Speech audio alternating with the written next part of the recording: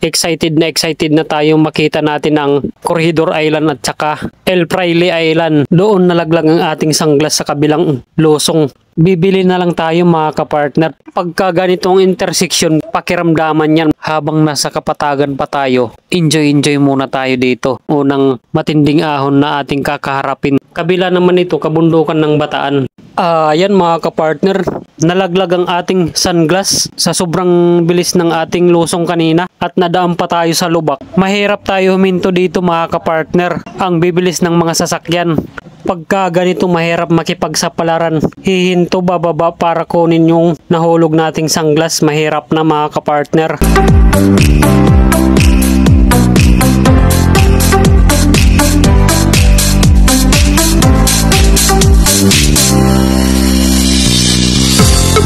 May kataasan din ang ating ahon dito. Naka-accelerate na tayo kanina mga kapartner para hindi tayo mabitin sa ahon. Kaya hindi na tayo nakipagsapalaran na huminto. Doon nalaglag ang ating sunglass sa kabilang losong. Kaya hindi pwede tayo huminto sa gitna. Mabibilis ang mga sasakyang sumusunod sa atin mga kapartner. At isa pa, ginagawa yung tulay. Bibili na lang tayo mga kapartner pagka mayroon tayong nadaanang nagtitinda ng sunglass. Mahirap tayo tumakbo pag wala tayong protection sa ating mata. Na-experience ko yun mga kapartner. Walang protection sa mata. Napasukan ng buhangin yung kabila kong mata. Napakahirap mga kapartner. Pati yung kabilang mata, apektado. Marami akong oras na nasayang noon mga kapartner. Kaya pagka mayroon tayong nadaanang nagtitinda ng sunglass, bibili tayo kahit mumurahin lang. Yung kaya lang ng ating bulsa. Ang importante lang naman mahalaga. Tara na, padyakan na!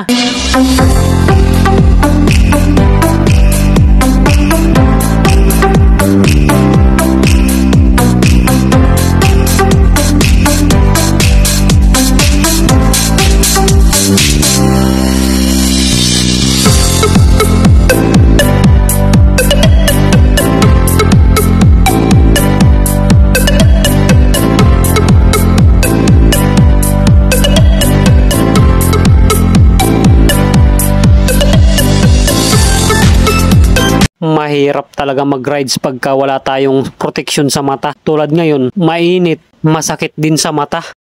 Ito pala yung Lyceum University of the Philippines.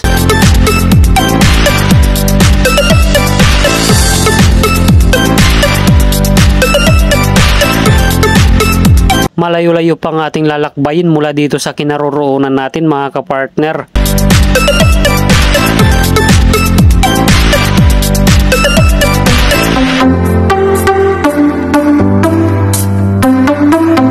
Traffic na tayo dito. Dire-diretso lang daw tayo dito, sabi ng ating mga idol traffic enforcer.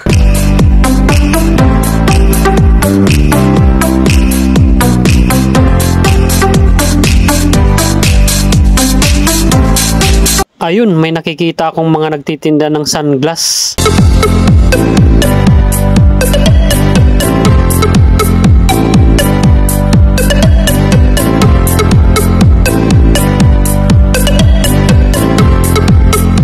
Tingnan natin dito kung mayroon silang sunglasses. Wala, doon tayo sa kabila.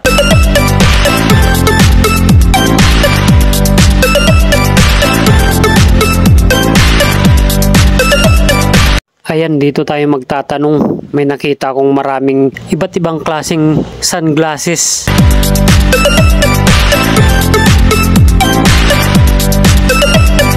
Magtatanong-tanong tayo dito mga kapartner. Magkano dito?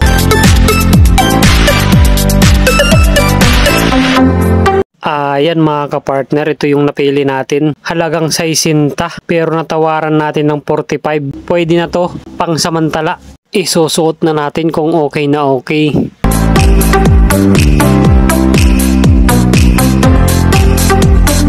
Ayan, nasuot na natin mga kapartner. Okay na rin kahit masikip ng konti. Ang importante lang may protection tayo sa mata. Padyakan na naman tayo dito.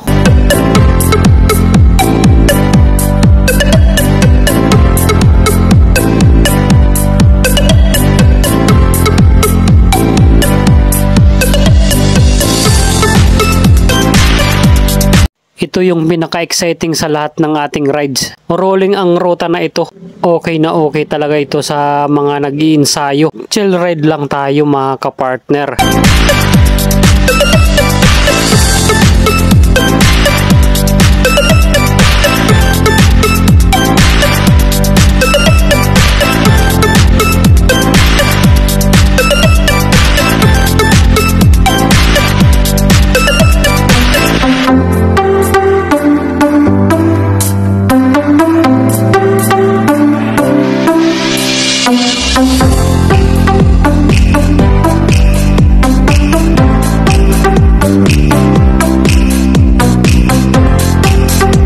May kataasan din itong inahon natin. Maiksi lang naman. Pagdating dito sa tuktok, mayroong ilang meters na recovery. Pagdating sa unahan, lusong at ahon naman.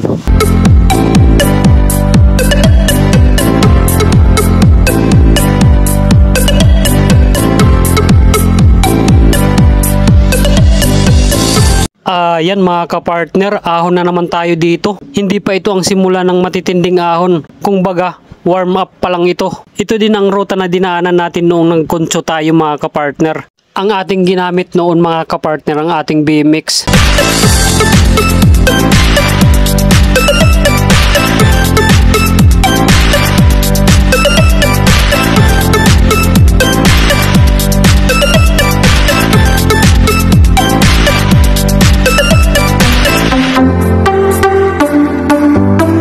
Bumigay ang ating BMX noon sa ating rides papunta ng Concho. Ang ating gulong hindi nakasil bearing kaya hindi kinaya sa matitinding ahon.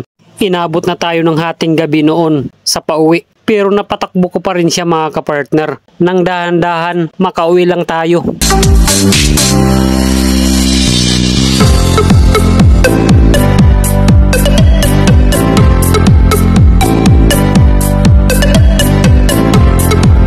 Dito yun bumigay ang ating BMX mga kapartner. Matinding lusong at ahon. Pinapalitan ko na ang ating bearing sa mga gulong ng ating BMX mga kapartner. Pinasel bearing na natin. Kakayanin na naman uli umakyat dito sa Concho sa pangalawang pagkakataon.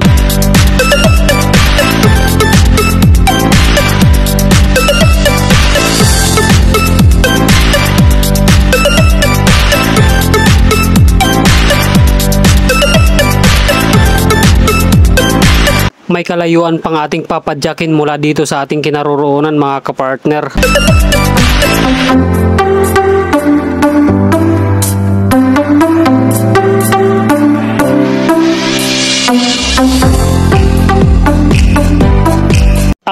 Yan mga kapartner, nandito na tayo sa bayan ng Trece Martires.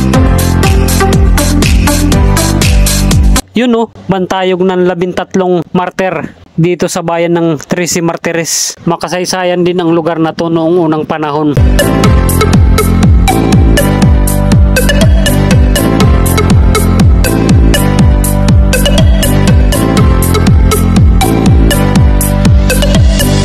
Stoplight tayo dito, pahinga tayo pagka may time.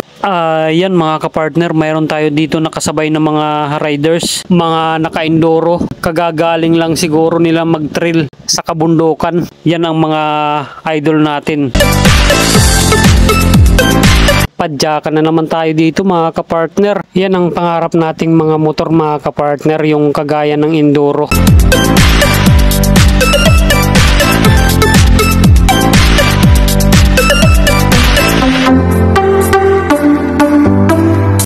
Nung maliit pa ako, pangarap ko talaga magkaroon ng enduro na motor.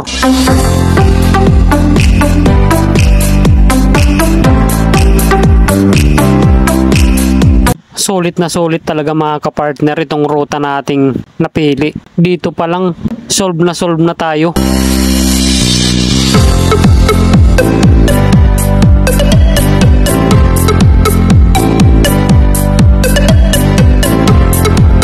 Yun no, bagong pasyalan na naman, nasa tuktok ng bundok.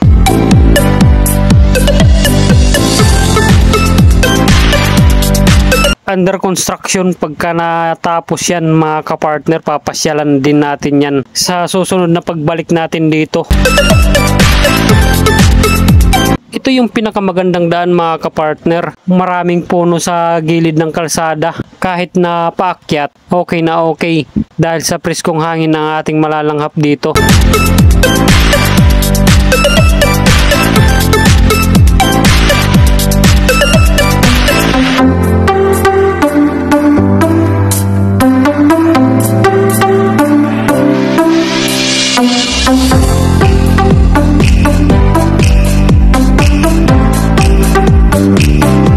Sa rides o ang ating paglalakbay, wala naman dapat tayong patunayan mga kapartner. Ang sa atin lang dito ay makapag-exercise at mag-enjoy lang. Huwag masyadong itali natin ang ating sarili sa isang lugar lang. Kaya piliin mo magbike mga kapartner para sumaya ang ating buhay.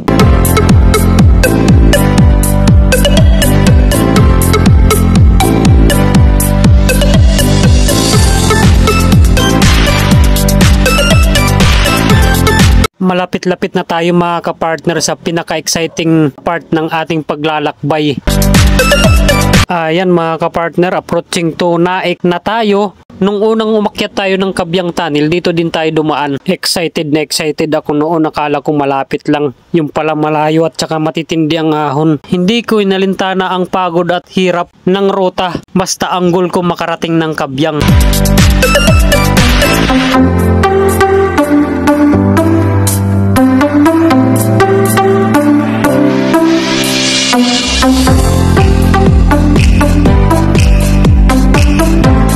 Mahirap na masaya ang ating solo ride mga kapartner. Enjoy na enjoy naman tayo sa mga gandang lugar na ating nadadaanan mga kapartner. Tulad nito, nakakawala ng pagod, approaching tourist farm ng Naik. Sikat ang farm na ito dahil pag nakapasok ka dito sa loob, lahat ng pinakasikat na lugar dito sa buong mundo, mararating mo. Hindi ko lang alam kung magkano ang entrance mga kapartner. Hindi pa kasi ako nakapasok dyan sa loob. Siguro pagbalik natin dito mga kapartner, subukan natin pumasok dyan. Yan mga kapartner, nandito na tayo sa crossing ng Naik. Pagka ganitong intersection, pakiramdaman yan mga kapartner kung sino ang mauna at mahuhuli.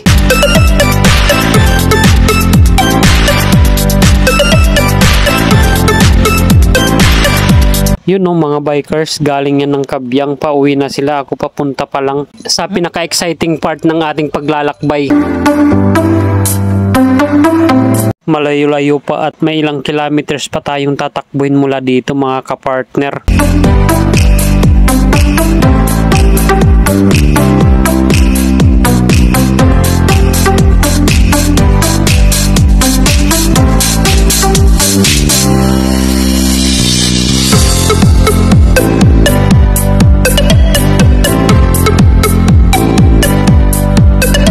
Yun no, mula dito kitang-kita na natin ang kabundukan na ating aakyatin. Kaya habang nasa kapatagan pa tayo, enjoy muna tayo dito. Malayo man at mahirap ang ruta, kailangan magtira tayo ng lakas para sa ahon mamaya.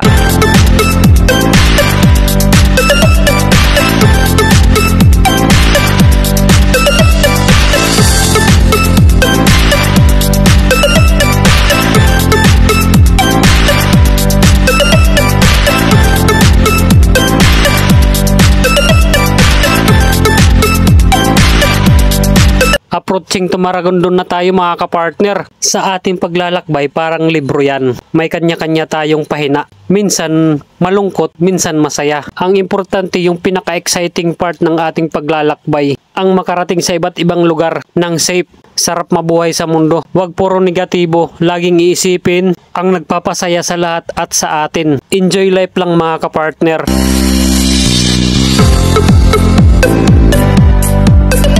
Yan mga kapartner, mula dito natatanaw na natin ang kabundukan na aakyatin natin.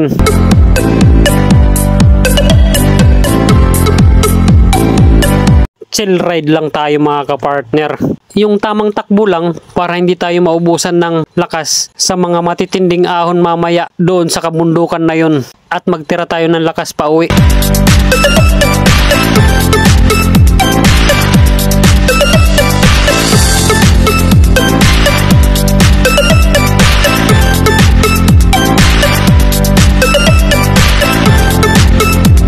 Ayan mga kapartner, itong diretsyo na to papuntang bayan ng Maragondon at Magallanes. Pagdating sa unahan, kakanan tayo papuntang Ternate or Nasugbu.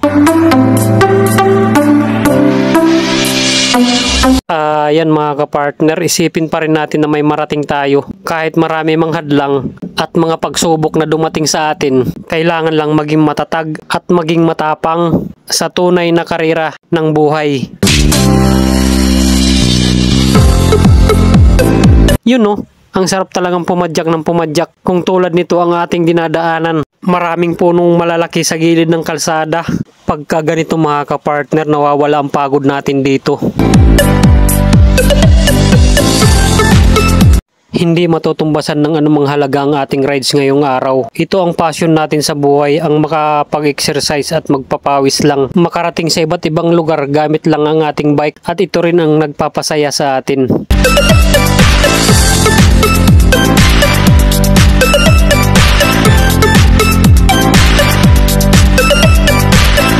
Yan mga kapartner, approaching to Ternate na tayo. Sa ating rides may kanya-kanya tayong experience, mabuti man o hindi, nagkaroon tayo ng magandang aral, kaya patuloy lang tayong pumadyak ng pumadyak.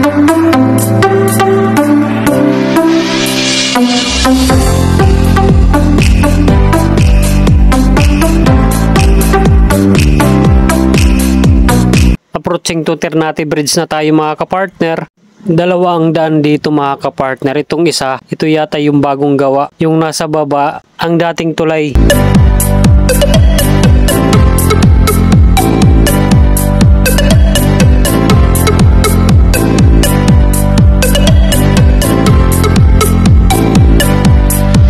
Ang ganda talaga ng lugar na ito. Kaya wag natin sayangin ng mga panahon at oras. Magbike na tayo para makita natin ang kagandahan ng iba't ibang lugar.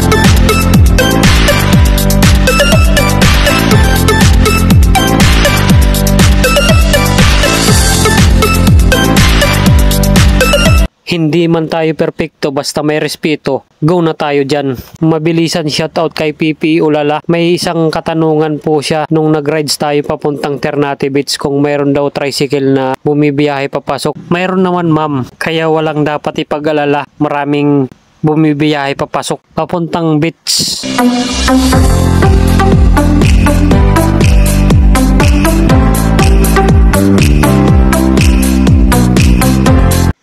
Yan mga kapartner, malapit-lapit na tayo sa unang matinding ahon. Yun no, ang ganda ng tanawin mula dito sa kinaroroonan natin.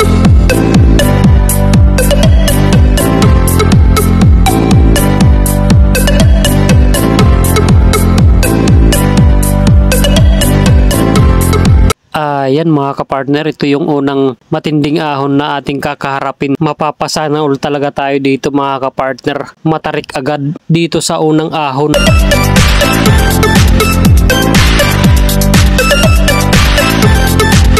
Mapapasigaw ka talaga dito sa sobrang tarik agad nito. Karamihan ng mga riders pagdating dito, pinupulikat na ang paa. Ikaw pa naman sa kahaba-haba ng padyakan mo sa kapatagan pagdating dito matarik agad. Pupulikatin talaga. Okay lang sana kung ang start ay banayad ahon. Yung feeling natin na hindi mabiglang ating katawan sa ganitong ahon.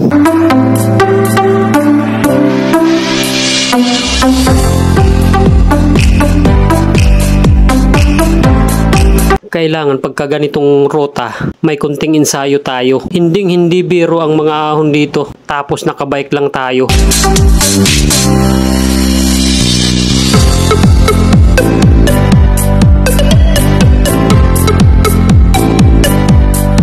Sulit talaga ang ruta natin dito, palang solve na tayo. Yan mga kapartner, doon tayo galing. Mula dito natatanaw natin ang kapatagan kung saan tayo galing. Nakakapagod man baliwala dahil sa sobrang ganda naman ng ating ruta ngayon. Kahit ulit-ulitin ko man umakyat dito, gugustuhin ko kasi ito nagpapasaya sa atin mga kapartner.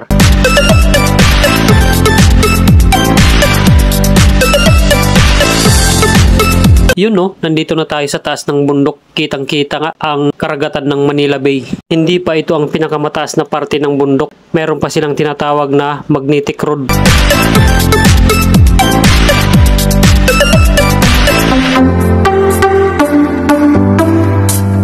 Ito talaga ang pinaka-exciting sa lahat ng ating rides. Makasagupa tayo ng matitinding ahon.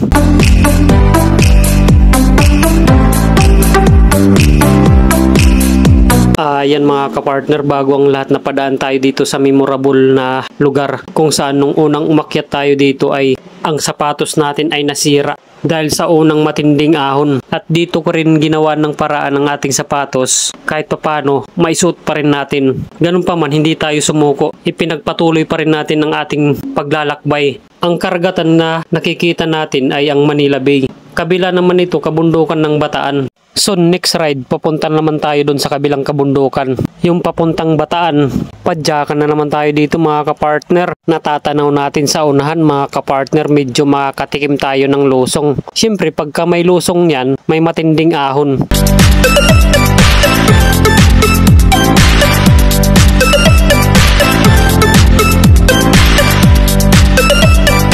May ilang kilometers pa tayong tatakbuhin mula dito bago natin marating ang Caylabney Bay. Excited na tayong makita natin ang Corregidor Island at saka El Fraile Island.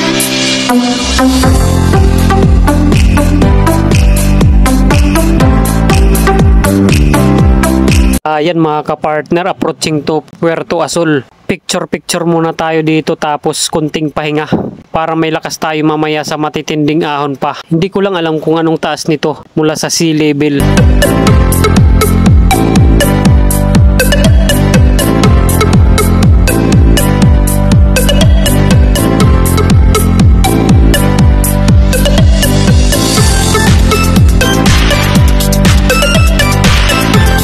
Ayan mga kapartner, mayroong nakakilala sa atin. Mga nakamotor sila, mga nanghihingi ng sticker mga kapartner. Ang problema kasi wala pa tayong sticker. At bukod sa lahat, wala pa tayong pambudget dyan.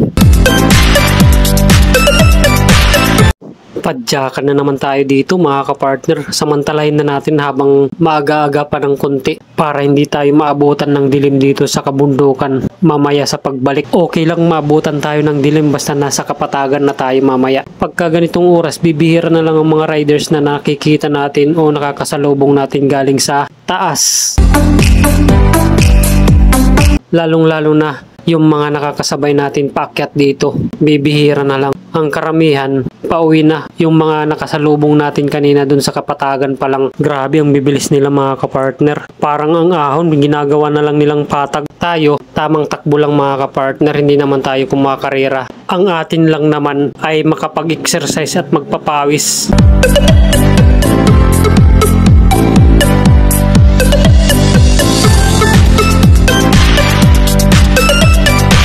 Dito sa taas ng bundok, mayroon kunting recovery naman. Pero pagdating naman sa unahan, matitinding ahon naman ang ating haharapin. Ayan mga kapartner, ito yung nakakawala ng pagod sa atin, yung nakakakita tayo ng magagandang tanawin.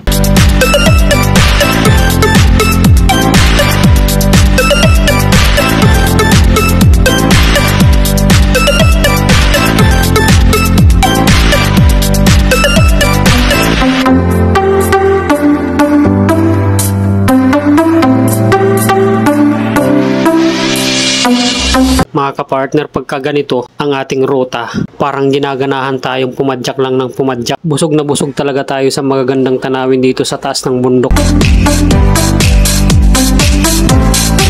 Alam niyo mga kapartner, ang mga riders o bikers, paggising sa umaga, malungkot yan, masaya yan. Malungkot dahil nag-iisip kung saan na ang susunod na pupuntahan. Lalong-lalo na pagka hindi nakapag-bike yan. Masaya naman ang isang rider kung pumapadyak na ito sa mga rutang napili. Yun no, ang tutulin nila. Palusong na kasi sila mga kapartner.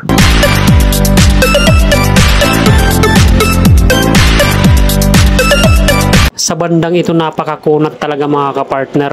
Hindi natin susukuan to. Patuloy lang tayong papadyak hanggang sa makarating tayo sa pupuntahan natin. Pwede naman magpahinga pero hindi pwede sumuko sa hamon ng buhay. Ayan mga kapartner, mga riders galing yan sa taas. Pauwi na sila. Ako papunta pa lang.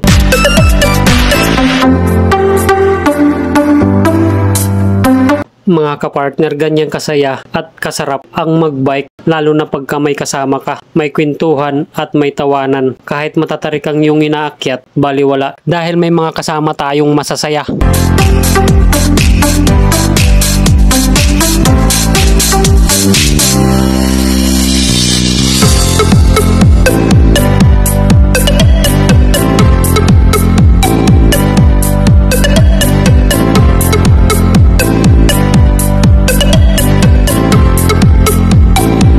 Ayan mga kapartner, ito yata yung sinasabi nilang magnetic road. Kanina pa akong pumapadyak mga kapartner. Pero kakaibang area na to. Ang kunat, parang hindi tayo umuusad sa unahan. Kung titingnan natin ang daan, parang pantay lang siya pero matarik na pala.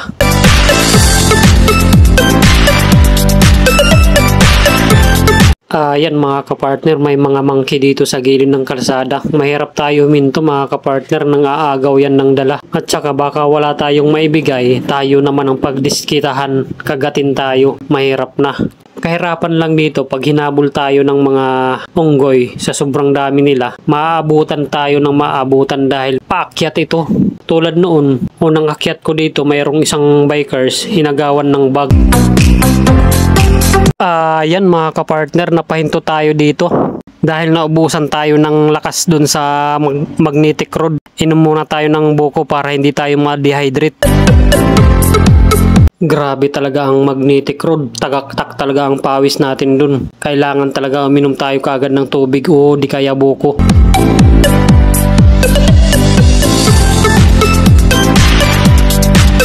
Yan mga kapartner, padyakan na naman tayo dito. Medyo nakapagpahinga tayo dun ng konti sa bukuhan. Yan mga kapartner, mayroong mga signboard na bawal hulihin ang mga iba't ibang klaseng hayop na nakikita natin dito sa taas ng kabundukan.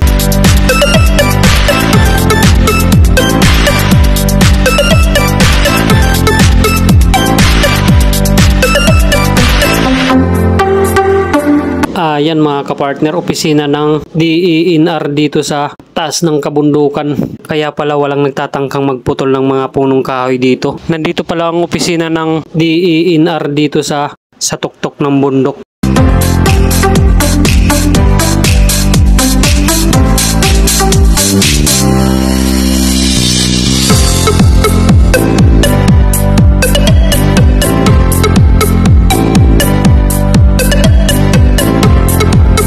Yan mga kapartner, sa mga nagbabalak na pumunta at ito ang ruta ninyo, magdala na kayo ng extra lakas para sa ganitong mga matitinding ahon.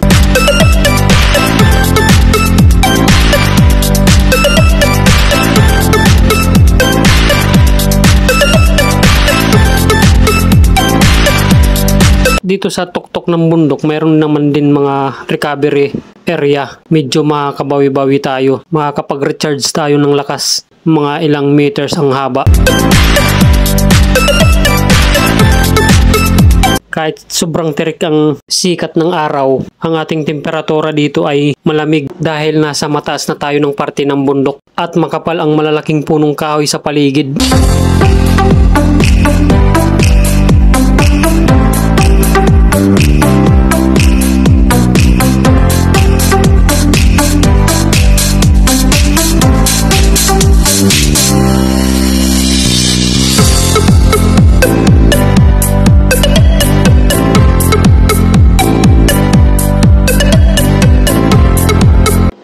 Yan mga kapartner, kagaya nito, pagpapawisan talaga tayo ng husto dito sa matarik na ahon.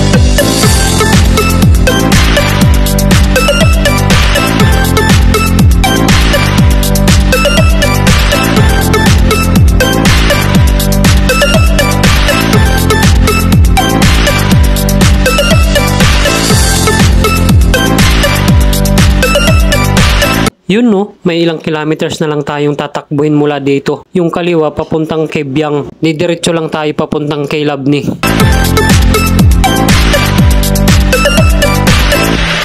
Yan mga kapartner, ito yung mga tropa nating Philippine Marines. Yan mga kapartner, didiretso lang tayo dito. Yung kaliwa papuntang Kebyang yan. Yun no, may palusong tayo dito mga kapartner, pero wag tayo magpakampante. Itong mga lusong na dinadaanan natin mga kapartner, ito rin ang matitinding ahon na ating kakarapin mamaya sa pabalik.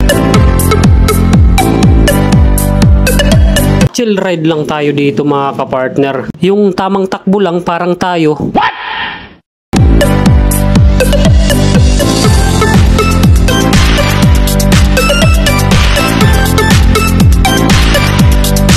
Kailangan talaga mga kapartner pagka ganitong ruta, matibay at malakas ang ating pangangatawan at lalong-lalo na ang ating sasakyan na gagamitin. Kailangan kondisyon na kondisyon talaga.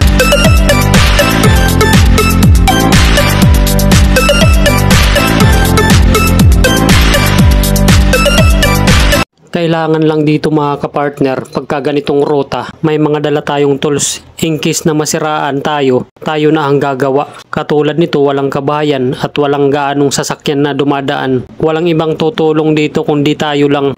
At kailangan mga kapartner, marunong tayong mag-ayos sa mga basic na sira ng ating sasakyan. Para in case na masiraan tayo sa kalagitnaan ng kabundukan, tayo na ang gagawa.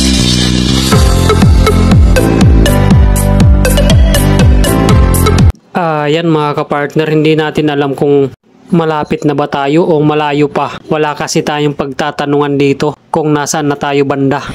Yeah, boy.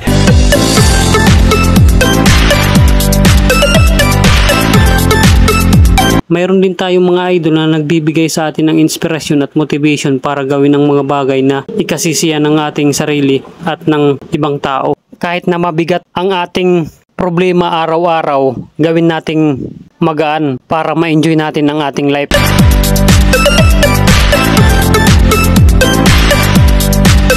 Doon tayo galing sa kabundukan na yun mga kapartner. Grabe ang inikot natin dito. Sa bagay, ginamitan natin ng tiyaga kaya tayo nakarating dito. Yan mga kapartner, mga bikers, galing yan sa K-Love ni Bay. Ang saya talaga pagka marami kayong mga siklista.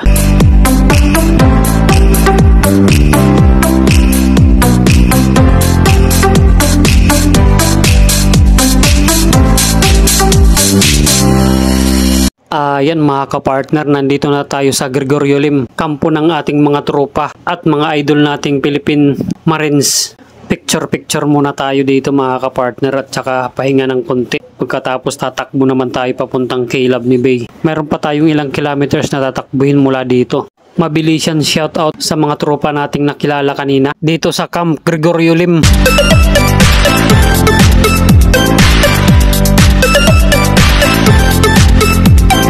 Yan mga kapartner, may mga bagay na hindi na kayang ulitin. Kaya pagka sumaya, sulitin na natin.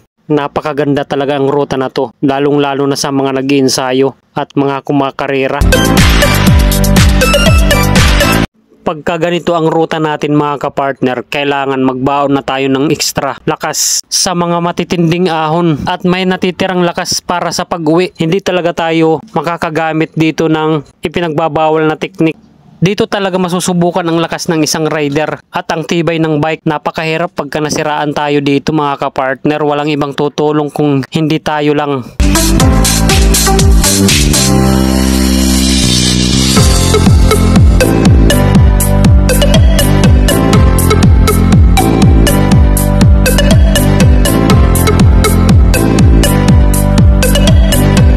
Yan mga kapartner, tanaw na natin ang gitnang K-Love ni Bay. Ito yung reward natin mga kapartner, ang makarating sa ating destinasyon ng safe. Yan mga kapartner, nandito na tayo sa K-Love ni.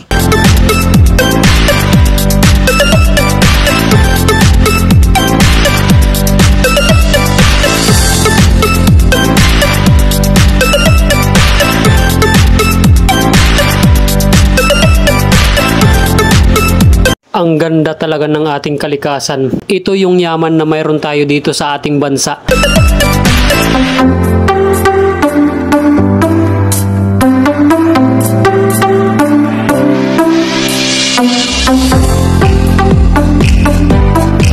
Ayan mga kapartner, sa likod ng kabundukan na yun, doon tayo galing. Kahit matitinding ahon ng ating dinaanan dyan, sulit naman. Mula dito sa kinaroroonan natin, nakikita naman natin ang mga matataas na building ng Metro Manila. Kahit sobrang layo ito mula dito. Dito naman sa kabila, ang South Philippine Sea. Historical din ang lugar na ito, mga kapartner, nung panahon ng digmaan. Nagsilbi din itong matinding depensa noong panahon.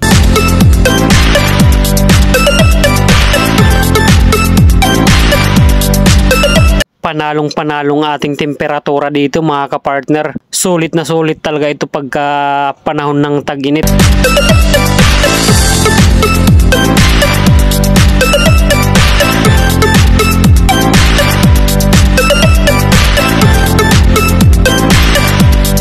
Okay na okay talaga ang ruta na to. Sulit talaga ang padyakan kahit matitinding ahon ng ating dinaanan.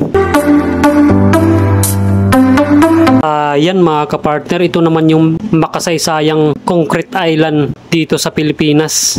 Ang El Fraile, ito yung pinakamatinding depensa noong World War II.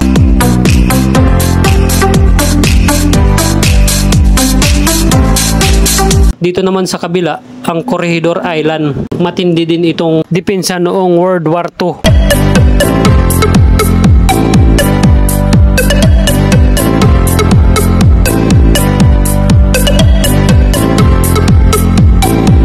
Mga kapartner, kung nagustuhan nyo tong video na to, like, subscribe, click notification bell para updated kayo sa mga bidyong ina-upload ko.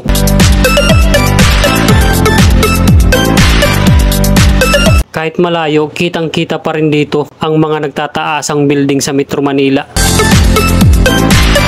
Pauwi na tayo mga kapartner, kailangan mga alas 4 makababa na tayo ng kabundukan. Mahirap na maabutan tayo ng dilim. Mga kapartner, maraming salamat sa inyo. Hanggang sa muli!